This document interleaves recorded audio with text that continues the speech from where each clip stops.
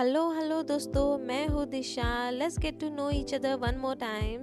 As this is my comeback video, I want to share some beautiful and very tough moment of my love story with you all. मैं India से हूँ और मेरे husband China से. हमारी शादी को तो 2 साल से ज़्यादा हो गए हैं, but our love story actually start in 2019. And trust me guys, it was not easy at all. हम मिले तो इंडिया में थे, लेकिन उस वक्त मैं कंबोडिया में जॉब करती थी और गिडी चाइना में जॉब करता था. इंडिया में कुछ टाइम स्पेंड करने के बाद हम अपने अपने जॉब के लिए रिटर्न हो गए थे. उस वक्त ये नहीं पता था कि ऐसा भी कुछ टाइम आएगा. Yes, covid. Then the covid happens और मैं कंबोडिया में फंस गई थी. और फिर पूरे 2 साल तक हम एक दूसरे से नहीं मिल पाए थे. आई नो वो टाइम सबके लिए ही हार्ड था, बट हमारे लिए कुछ एक्स्ट्रा ही था. लेकिन जिस दिन से हम मिले थे ना, उस दिन के बाद हमें एक भी दिन याद नहीं है कि हमने एक दूसरे से बात ना की हो. और फिर 2 साल बाद Thailand become the first country to open for tourist after covid. तो हमने प्लान बनाया, वही मिलते हैं और वही शादी करते हैं, so that he can come to India and I can go to China easily. हम थाईलैंड में पहुंच भी गए शादी के प्रोसेस के लिए. पर तभी इंडियन एम्बेसी ने मुझे बोला, आपको कुछ डॉक्यूमेंट्स प्रिपेयर करने के लिए इंडिया जाना पड़ेगा. So I went back. I tried everything. I spend so much money like a water. लेकिन कुछ भी काम नहीं आया. और इसी तरह पूरा साल निकल गया. 2 साल वेट करने के बाद we were done waiting. So we thought, अगर इंडिया और चाइना ओपन नहीं तो दुनिया ही घूम लेते हैं. और जिस जिस कंट्री का वीज़ा ओपन हो रहा था, हम वही निकल पड़ते थे, इस होप में कि आज नहीं तो कल तो इंडिया और चाइना में से कोई तो ओपन होगा. Then the travel journey begins. Thailand में ऑलमोस्ट 1 साल घूमने के बाद वन डे ग्रेडी सेड, चलो इंडोनेशिया चलते हैं. और इंडोनेशिया सुनते ही मैं बहुत एक्साइटेड हो गई. मेरे दिमाग में बस बाली बाली बाली बाली आ रहा था. बट ट्रस्ट मी गाइस, ग्रेडी ने मुझे ऐसी ऐसी जगह एक्सप्लोर कराई है ना. स्पेशली मेंडन एक सिटी है, one of my favourite places यार. It gave me very deep impression. बुकिलावंग करके एक जगह है जहाँ जंगल ट्रैक होता है. वो मेरे लाइफ का पहला जंगल एक्सपीरियंस था. मैंने पहली बार किसी ओरांगुतान को इतने पास से देखा था. Jungle Trek, Jungle Trek in Bukit Lawang. See the monkey, see the mina, everybody roar.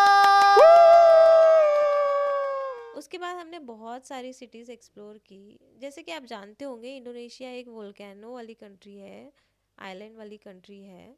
तो हम बहुत सारे वोल्केनो देखे, बीचेस से लेकर माउंटेन हाइकिंग भी की, बहुत कुछ किया. और ये सारी वीडियोस ना आपको हमारे दूसरे चैनल पे मिल जाएंगे, जिसका नाम है माला करी एडवेंचर. आप जाकर चेक कर सकते हैं. इंडोनेशिया में बस एक प्रॉब्लम थी यार मेरे साथ स्पेशली, वो था खाना. Because I am vegetarian girl. तो 2 महीने तक मैंने सिर्फ फ्राइड राइस पे सरवाइव किया है गाइस, क्योंकि हर सिटीज़ में इंडियन रेस्टोरेंट नहीं थे. तो ऐसे करते करते 2 मंथ इंडोनेशिया में बिताने के बाद हम चले गए मलेशिया. मलेशिया में हमारे पास एक ही मंथ का वीज़ा था, जिसके कारण ज़्यादातर टाइम हमने कोलालमपुर में ही स्पेंड किया.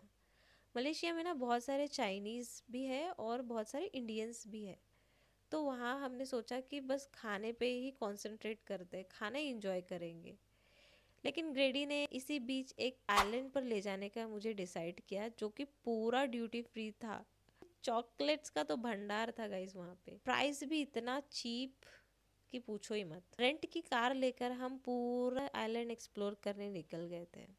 फिर क्या, चॉकलेट खाओ ट्रैवल करो, चॉकलेट खाओ ट्रैवल करो. 1 मंथ ऐसे निकल गया कि हमें आगे कहाँ जाना है हमें ये भी पता नहीं था. ऐसे करते करते अभी तक 1 साल और 2-3 महीना लगभग कुछ ऐसे हो चुके थे, और अभी तक इंडिया और चाइना में से किसी ने बॉर्डर्स ओपन नहीं किए थे. हम बहुत कंफ्यूज थे कि नेक्स्ट कहाँ चले, क्योंकि अभी तक बहुत कम कंट्रीज ओपन हुई थी. फिर हम दोनों के दिमाग में एक जगह आई, वो थी नेपाल, जो इंडिया और चाइना दोनों के पास है. वीज़ा का भी कोई प्रॉब्लम नहीं था.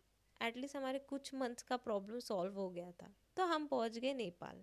नेपाल पहुंचने के बाद हम मेंटली एग्जॉस्टेड थे. कोई आइडिया नहीं था और कितना दिन वेट करना पड़ेगा. मेरे पेरेंट्स भी कई बार पूछते थे, आप लोग कब आओगे कब आओगे. तो मैंने बोल दिया, आप ही लोग आ जाओ नेपाल, नेपाल तो इजी भी है आना, साथ में मज़े करेंगे।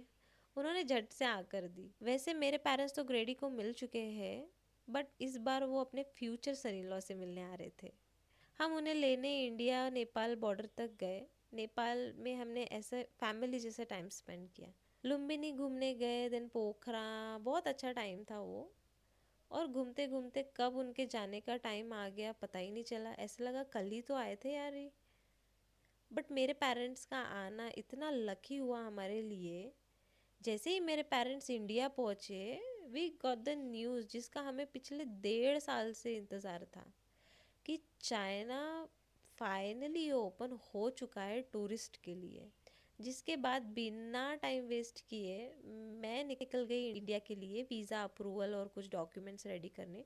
डॉक्यूमेंट्स रेडी जो मुझे करने थे वो था सिंगल स्टेटस, बिकॉज चाइना जाने के बाद जो हमें पहली चीज़ करनी थी वो थी शादी। तो ग्रेडी चाइना में जाके मेरे वेलकम के तैयारियों में लग गया। फाइनली गाइज, फाइनली जिस दिन का हम दोनों को इंतज़ार था, आखिरकार वो आ ही गया। मैंने अपने इन लॉज से कॉल पे तो बहुत बातें करी थी, बट ये मेरा फर्स्ट टाइम था उनसे मिलने का। आई गेस वो भी उतना ही एक्साइटेड थे मुझे मिलने के लिए जितना कि मैं थी। सो गाइज, ये था हमारे स्टोरी का फर्स्ट हाफ। बताने में तो इजी रहा, बट रियल लाइफ में ये जर्नी और भी ज़्यादा इमोशनल और अमेजिंग थी। ये 1.5 साल हम दोनों के लिए बहुत स्पेशल था। Not only the good time we spend together, but also the problem we faced and solve together, जिससे हमें और भी श्योर कर दिया था that this is the one. As my come back, इस वीडियो में मैंने अपनी लाइफ के कुछ खास मोमेंट शॉर्ट में एक्सप्लेन करने का ट्राई किया है। आप ज़रूर बताना कि आपको हमारी स्टोरी कैसे लगी। हमारी चाइनीज़ वेडिंग से लेकर हमारी इंडियन वेडिंग तक का सफ़र, चाइना में मैंने क्या क्या किया, इंडिया में ग्रेडी ने क्या क्या किया, ये सब मैं आपको नेक्स्ट वीडियो में शेयर करूँगी। तब तक के लिए लाइक, शेयर, कमेंट करना ना भूले और सब्सक्राइब करना भी। Thank you so much guys, मिलते हैं नेक्स्ट वीडियो में। Bye bye.